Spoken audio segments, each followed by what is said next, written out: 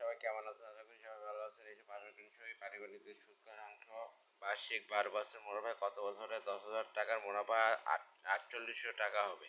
বার্ষিক 12% মুনাফায় কত বছরে 10,000 টাকার মুনাফা 400 টাকা হবে।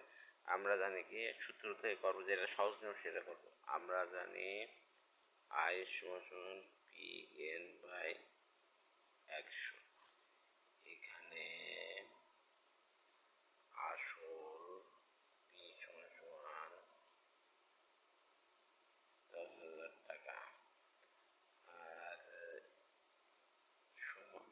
সময় এটা বের করতে হবে। তাহলে সুদের হার কত? সুদের হার 12%। আর মুনাফা সুদ আয় সমান 4800 টাকা। তাহলে আয় সমান 4800 টাকা, পি সমান 10,000, এন আর সমান 12%।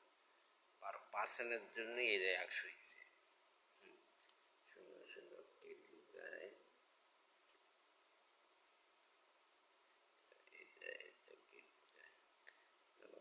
12 এন সমান 48/12, 4 সমান 4 বছর।